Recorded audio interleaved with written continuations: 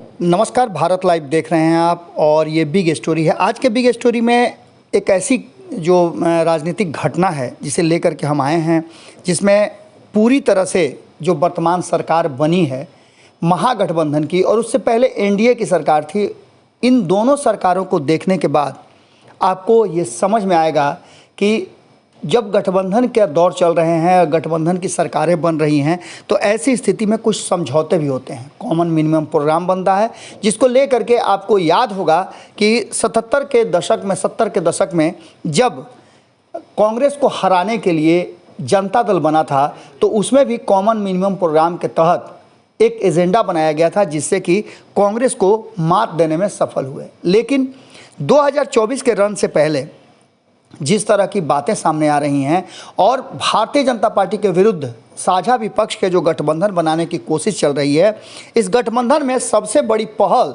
नीतीश कुमार की हुई थी जब उन्होंने एनडीए को छोड़ करके महागठबंधन के साथ बिहार में सरकार बनाई। इस सरकार के बनने के बाद कहा यह जा रहा था कि नीतीश कुमार एक बार फिर से लालू प्रसाद के साथ आ गए हैं और लालू प्रसाद के साथ आने से उनकी ताकत बढ़ गई है। लेकिन आप जानते हैं कि जो आपकी ताकत होती है वही आपकी कमजोरी भी हो जाती है। सीधी तौर पे ये कहा जा सकता है कि 2024 के आईपीएल की शुरुआत हो गई है, इंडियन पॉलिटिकल लीग की शुरुआत हो चुकी है। लेकिन इस शुरुआत में कहा यह जा रहा है कि भारतीय जनता पार्टी के विरुद्ध कौन सी टीम लड़ेगी, इसका फैसला अभी तक नहीं हो पाया है। आपको बता दें कि 2 साल के आसपास अभी चुनाव होने में लगे हुए हैं, लेकिन जिस तरह से भारतीय जनता पार्टी की तैयारियां चल रही हैं, उसे देखकर कहीं ना कहीं साझा विपक्ष की जो तैयारी है वो कमज़ोर दिख रही है। इसके पीछे कई कारण बताए जा रहे हैं। सबसे पहला कारण तो ये कि उदाहरण पहले से मौजूद है और इतिहास के पन्नों पर जो बातें अंकित हैं वो साफ इशारा कर रही हैं कि साझा विपक्ष की एकता पर कहीं ना कहीं ग्रहण लगता हुआ दिख रहा है। शुरुआत ही इस तरह की हुई है जिसको लेकर के साफ कहा जा रहा है और भारतीय जनता पार्टी लगातार इस मुद्दे को उठा रही है कि ये देश की जनता को ठगने वाली जो नई गठबंधन की तैयारी चल रही है, इसमें सिर्फ और सिर्फ एक दूसरे के भ्रष्टाचार को छिपाने की बात है। और ये बात खुद प्रधानमंत्री नरेंद्र मोदी ने कहा है। आपको बता दें कि 2024 लोकसभा चुनाव के लिए प्रधानमंत्री की उम्मीदवारी से जेडीयू के तरफ से नीतीश कुमार का नाम वापस ले लिया गया है। लगातार ललन सिंह ने पत्रकारों से बातचीत के दौरान जब उनसे सवाल पूछे गए तो उन्होंने साफ तौर से 2024 के लोकसभा चुनाव में पार्टी की भूमिका सिर्फ इतनी है कि वो सभी विपक्षी दलों को एकजुट करेगी और भारतीय जनता पार्टी को सत्ता से बेदखल करेगी। 1977 में आपने देखा होगा कि किस तरह से कांग्रेस को सत्ता से बेदखल करने के लिए एक गठबंधन बना था। एक गठबंधन को छोड़ दीजिए ना, एक दल ही बन गया था जिस दल ने पूरी मजबूती के साथ कांग्रेस को सत्ता से बेदखल किया। लेकिन उसका क्या हश्र हुआ ये सभी जानते हैं। आपको बता दें कि साफ तौर पे ललन सिंह लगातार जितनी भी बातें हो रही हैं उस सब का ठीकरा मीडिया पर फोड़ देते हैं। इस बार भी उन्होंने कहा कि ये मीडिया की मनगढ़ंत उपज है, नीतीश कुमार प्रधानमंत्री के उम्मीदवार नहीं हैं। हम थोड़ा सा पीछे आपको लेके जाना चाहते हैं। हालांकि हम आपको बताने के लिए ये आए हैं कि नीतीश और तेजस्वी के बीच में जो समझौता हुआ उसमें नया मोड़ आ गया है और ये कहीं ना कहीं लालू प्रसाद और तेजस्वी यादव को परेशान करने वाला है। हम लगातार ये खबरें आपको दिखा रहे हैं और इन खबरों के बीच ही आपको ये भी बताना चाहते हैं कि ललन सिंह ने जो बातें कही है, मीडिया पर उन्होंने जो आरोप लगाए हैं, मनगढ़ंत बताया है, क्या वो सीधी तौर पे उपेंद्र कुशवाहा को खारिज कर रहे हैं? उपेंद्र कुशवाहा ने स्पष्ट तरीके से नीतीश कुमार की उम्मीदवारी का दावा किया था और उन्होंने कहा भी था कि देश भर से हम नीतीश कुमार के लिए समर्थन जुटाएंगे। इन सारी बातों को लेकर के जेडीयू की जो बैठक हुई राज्य परिषद की और राष्ट्रीय परिषद की, उस बैठक में बहुत सारे फैसले किए गए हैं।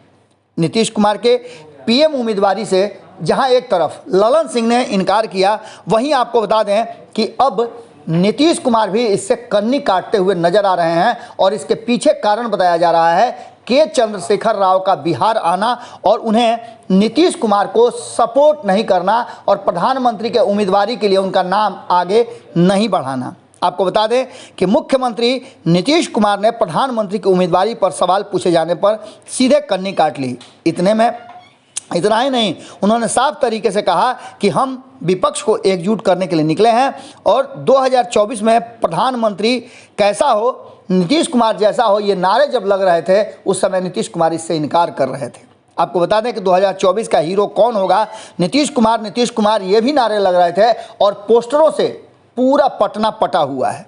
लेकिन इन सब के बावजूद यदि नीतीश कुमार इनकार करते हैं, उनकी पार्टी इनकार करती है और यहाँ तक कि केसी त्यागी बैठ करके मीडिया के सामने प्रेस वार्ता में स्पष्ट करते हैं कि नीतीश कुमार प्रधानमंत्री के उम्मीदवार नहीं हैं, तो याद एक बार फिर से 1977 आ जाता है। और 1977 कहीं ना कहीं इस बात की तरफ इशारा कर रहा है कि नीतीश कुमार को अचानक से याद आ गया होगा 1977, जब वो राजनीति की पाठशाला में एक बेहतर छात्र के रूप में पढ़ाई शुरू कर रहे थे। आपको पता है कि बचपन की पढ़ाई जो है, बचपन की जो गुण हैं वो कहीं ना कहीं आदमी को याद रहता है। आपने देखा किस तरह से 1977 में जब कांग्रेस को हरा करके जनता दल की सरकार बनी तो प्रधानमंत्री के दावेदारी और उम्मीदवारी के लिए लगातार लड़ाई चली। मोरारजी देसाई, चौधरी चरण सिंह, बाबू जगजीवन राम उस समय तत्काल प्रधानमंत्री के उम्मीदवारों में सबसे ऊपर थे। सहमति आखिरकार बनी और कॉमन मिनिमम प्रोग्राम के तहत मोरारजी देसाई को प्रधानमंत्री की कुर्सी सौंपी गई, लेकिन ये सरकार 18 महीने के भीतर ही गिर गई। मोरारजी देसाई ने बहुमत साबित नहीं किया और ऐसी स्थिति में कांग्रेस ने एक बड़ा चाल चलते हुए चौधरी चरण सिंह को प्रधानमंत्री की कुर्सी पर बैठा दिया। आपको याद होगा कि यह भी सरकार नहीं चल पाई और मात्र 4 महीने में कांग्रेस ने जो दाव खेला था समर्थन वापस ले लिया। उसके बाद आपको पता है कि 1977 के बाद मध्यावधि चुनाव हुए और 1980 में भारी बहुमत से 353 सीटें जीत करके कांग्रेस आई और उसने अपनी सरकार बनाई। ये सारी बातें कहीं ना कहीं नीतीश कुमार के जहन में घूम रहा होगा जब केसीआर ने उनके नाम का प्रस्ताव बिहार में बैठे मंच पर नहीं किया। इन सारी बातों को लेकर के पूरी तरह से आपको बता दें कि नीतीश कुमार आगे निकल गए हैं और उन्होंने नरेंद्र मोदी को हराना कहा है कि आसान है। साफ तरीके से जो रिपोर्ट सामने आ रही है उस रिपोर्ट में जेडीयू के सुर आखिर क्यों बदले हैं, इसके पीछे भी एक बड़ा कारण है। जेडीयू के नेता जहां एक तरफ नीतीश कुमार को प्रधानमंत्री की उम्मीदवारी से विड्रॉ करते हैं, वहीं इन सारी बातों को लेकर के भारतीय जनता पार्टी एग्रेसिव हो गई है। जैसे ही नीतीश कुमार का नाम वापस आया वैसे ही भारतीय जनता पार्टी की तरफ से बयान भी आने लगे हैं। विजय कुमार सिन्हा ने यह भी कहा कि जो ग्राउंड रिपोर्ट आ रही है उसके अनुसार नीतीश कुमार ने सर्वे करा लिया है और सर्वे ये बताता है कि 2024 में प्रधानमंत्री के रूप में नरेंद्र मोदी को 1980 से भी ज़्यादा समर्थन प्राप्त होगा और 400 सीटों के साथ वो केंद्र में सरकार बनाएंगे। वजह है कि मुख्यमंत्री खुद प्रधानमंत्री की उम्मीदवारी को खारिज करते हैं। इसके अलावा राष्ट्रीय अध्यक्ष ने भी मैसेज दिलवा दिया है कि प्रधानमंत्री पद के उम्मीदवार नीतीश कुमार नहीं है। इसका सीधा मतलब है कि नीतीश कुमार को इस बात का एहसास हो गया है कि वो प्रधानमंत्री के उम्मीदवारी के लायक अभी नहीं हुए हैं और उनके नाम पर आम सहमति भी नहीं बन पाएगी। इन सारी बातों को लेकर के भारतीय जनता पार्टी ने लगातार कहा है कि 2005 में बीजेपी के साथ नीतीश कुमार आए, 2013 में अलग हुए, उसके बीच में भारतीय जनता पार्टी लगातार प्रयास करती रही कि बिहार का विकास हो और उस विकास में अगर एक भी लाइन कहीं आगे खींची गई है तो वो भारतीय जनता पार्टी के कारण है। इसके साथ ही 2014 से लेकर के अब तक 2022 तक भारतीय जनता पार्टी की केंद्र सरकार ने बिहार को जो भी मदद चाहिए उस सारी मदद देने की कोशिश की है, दिया भी है। बहुत सारे विकास के कार्य हुए भी हैं, लेकिन नीतीश कुमार शुरू से ही केंद्र और नरेंद्र मोदी से कहीं ना कहीं 36 का आंकड़ा रखते रहे हैं और केंद्रीय योजनाओं को बिहार में लागू नहीं होने देना चाहते थे। यही कारण है कि बिहार पिछड़ गया और नीतीश कुमार के एरोगेंसी के कारण ये सब हो रहा है। लेकिन इन सब बातों के बीच में जो सबसे महत्वपूर्ण बात है वो ये है कि नीतीश कुमार को इस बात का एहसास हो गया है कि विपक्ष के साथ तो वो रह सकते हैं, लेकिन उनके प्रधानमंत्री उम्मीदवारी को लेकर के मामला फिट नहीं हो सकता है। अभी उसकी स्थिति नहीं आई है और ऐसी स्थिति में तेजस्वी यादव का मुख्यमंत्री बनना लटक गया है। आपको बता दें कि तेजस्वी यादव के साथ ये करार हुआ था, जो भीतरखाने से खबर आ रही है, जो सूत्र बता रहे हैं कि तेजस्वी यादव को मुख्यमंत्री बनाकर नीतीश कुमार प्रधानमंत्री के उम्मीदवारी के लिए देश के अलग अलग हिस्सों में जाएंगे, अलग अलग राजनीतिक दलों से बात करेंगे, गैर भाजपाई मुख्यमंत्रियों को अपने पाले में ले आएंगे। ये एक बड़ा काम लालू प्रसाद ने उनको दिया था, लेकिन अचानक से तेजस्वी यादव को एक बड़ा झटका नीतीश कुमार ने दे दिया है।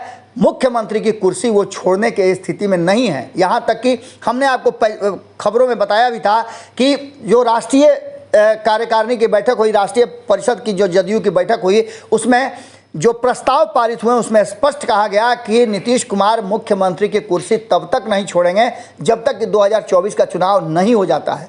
आप समझ लीजिए कि इसके बीच में जो है भारतीय जनता पार्टी जो बार बार ये कह रही है कि जो समझौते हुए हैं उसको नीतीश कुमार खारिज करेंगे और राष्ट्रीय जनता दल उन्हें सत्ता से बेदखल करेगा। वर्तमान बदली हुई परिस्थिति में तेजस्वी यादव की चुप्पी बहुत कुछ कह रही है। शुरुआत में आपने देखा कि 5-6 दिनों तक नीतीश कुमार और तेजस्वी यादव एक स्वर और सुर में बोल रहे थे, लेकिन अचानक से जैसे ही प्रधानमंत्री की उम्मीदवारी से विड्रॉ हुआ नीतीश कुमार का नाम, वैसे ही तेजस्वी यादव के खेमे में भी हलचल मच गई है। अब देखने वाली बात होगी कि ये समझौता पहले कौन तोड़ता है। नीतीश कुमार ने तो लगभग ये समझौता तोड़ दिया है, अब बारी राष्ट्रीय जनता दल और तेजस्वी यादव की है। क्या तेजस्वी यादव नीतीश कुमार को सत्ता से बेदखल करके अपने कुर्सी पर विराजमान होंगे? भारतीय जनता पार्टी का तो यही कहना है कि कहीं ना कहीं वो रास्ता बन गया है, वो जगह आ गया है, वो माहौल बन गया है, जिस माहौल को लेकर के नीतीश कुमार का सत्ता से बेदखल होना शायद अब संभव हो पाए और वो काम राष्ट्रीय जनता दल तेजस्वी यादव करेंगे। क्या होगा ये तो आने वाला भविष्य बताएगा। लेकिन बिग स्टोरी में एक बार फिर से 1977 में जो कुछ भी हुआ था उसने आज वर्तमान बिहार की राजनीति में कहीं ना कहीं दखल अंदाजी कर दिया है और यही कारण है कि नीतीश कुमार प्रधानमंत्री की उम्मीदवारी से खुद को अलग हटा रहे हैं। इसका सीधा सा घाटा तेजस्वी यादव और राष्ट्रीय जनता दल को हो रहा है। अब देखना होगा कि नीतीश की तीन दिवसीय जो दिल्ली यात्रा है उसमें क्या कुछ फैसला होता है।